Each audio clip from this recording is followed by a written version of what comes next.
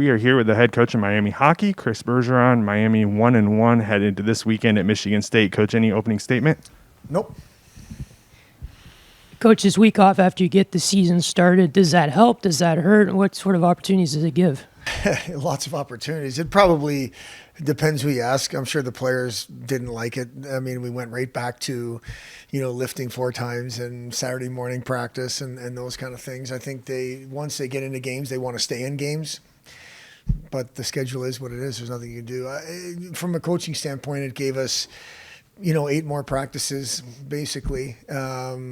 To continue to coach, continue to hone our game, and we had now games to use as basically the starting point. So I don't look at it good or bad. I just look at it. This is the deal, and this is how we're going to handle it. But they're definitely ready to play a game again, and I know it goes 2 weeks in a row, and then we're off again, which that.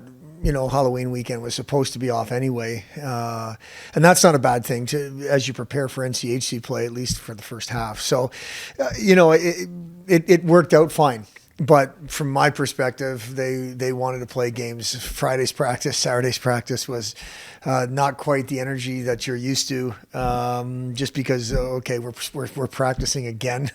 So I'm looking forward for the players to be able to play games this weekend. Let's talk about those practices. So after Ferris State, kind of the first official practices for the team, and you guys able to be on the ice without any restrictions.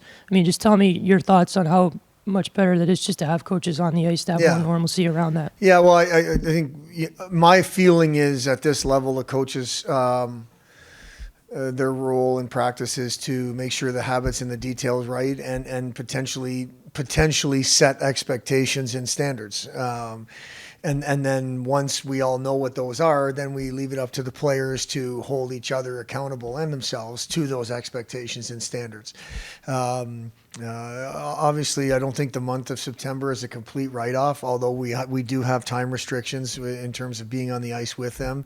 There's still good things happening. There's still instruction happening, but being able to be out there with them, I think, just makes it that much better, at least from our perspective. They may not want that. They may not like dealing with me the whole hour now, but the only way we get better as a group is to make sure the expectations and standards are right, and then the detail and habits are right from a day in and day out basis, and I think the coaches have a role in that.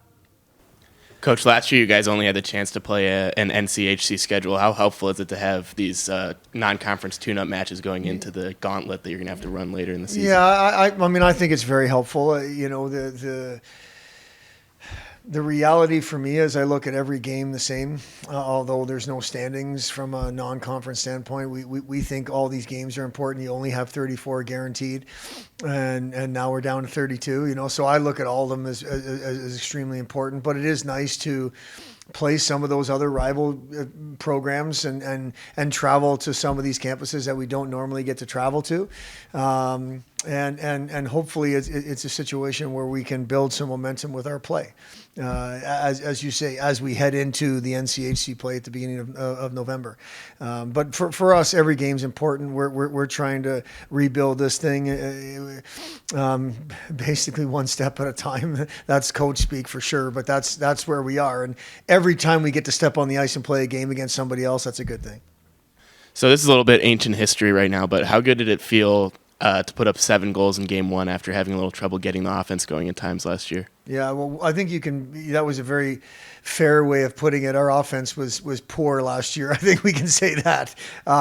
It was nice to see 7 pucks go in. And with that being said, we were down 4-2 after the first period. So there was lots of good that came of that first game for sure. If we can score 10 goals over the course of a weekend, I think we'll give ourselves a pretty darn good chance of walking away on the good side of most weekends. But we know that's not going to be the reality. We feel like we want to start from our net out. If we can give up less than 3 goals every game, then 3 is the focus for us to score. And with special teams contributing, in particular the power play, we think our depth is better this year when it comes to offensive potential.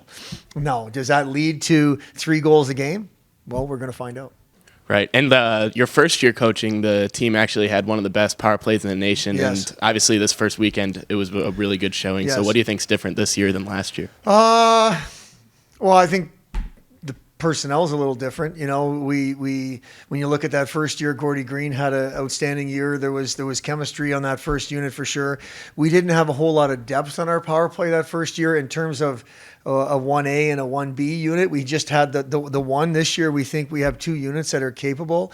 And you look at that first game, I mean, Savage's goal was the so-called second unit, which they're not that. It's a 1A unit versus a 1B, or however you want to look at it. So I just think the number of people from a personnel standpoint that we think are power play guys, and with all that being said, there's guys that can and will play in the power play for us that haven't had an opportunity to play in the power play just yet. So that's a good thing. So we feel like special teams wins games. Preseason, postseason, during the season, absolutely wins games. And we have to have a power play that's formidable. We have to have a penalty kill that's much improved from the last 2 years, which we haven't shown that yet. But the power play has shown signs of being capable of a group similar to what we were a couple of years ago. And the last one I have is, what do you guys need to do to skate with Michigan State this weekend? First and foremost, I think we need to defend better than we did the past weekend. I mean, all we know is Michigan State on video and on paper a little bit. They're Michigan State for sure, so we know they're going to be an extremely good team in a difficult place to play, fun place to play in Munn, but difficult. So I think we need to defend better than we defended before in terms of the last time we played games. And the last 5 or 6 practices, our focus has been defending. And then after that, I think we need to take care of the puck in all 3 zones. Once you do defend, you don't want to just give it back to your opponent, give them multiple opportunities in your own zone. We need to take care of the puck in the neutral zone, and we need to take care of the puck in the offensive zone, which hopefully then will lead to offense. Any other questions for Coach? All right. Thank you very much. Thanks very much. Appreciate it. We're here with Ryan Savage, the Miami Redhawks. Miami travels to Michigan State this weekend, and we'll turn it over for some questions. Ryan, I guess the first question that a lot of people are wondering around the community, what's it like to have Red here now? Obviously, much anticipated prospect, but to play on the same team as your brother, what does that mean to you? Yeah, it's awesome. This is the first time we've had the opportunity to play together. We are 3 years apart in age, so it's a little bit of an age gap, but I'm happy that he's here. It's awesome. It's a great opportunity. And a family thing, because your dad obviously played here. A lot of people know that. So just tell me what Miami means to the Savage family. It's awesome. We've grown up around Miami and the culture here.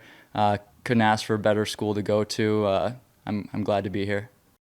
Personally, for you, you had a great first weekend with those couple of goals in that one game.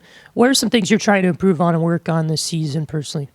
Just my 5-on-5 play. I think I need to be more consistent with the puck, around the puck. My D-zone play can get obviously a little bit better, and just contribute the best I can. Hey, Ryan. So after a little bit of offensive struggles last year, how good did it feel to come out and put up 7 goals in Game 1? Really good. One of our main focuses in the offseason was obviously building up our offense, and I think the coaches and the staff did a really good job of that and filling in some gaps. But now we just need to keep improving and adding on to some more goal scoring.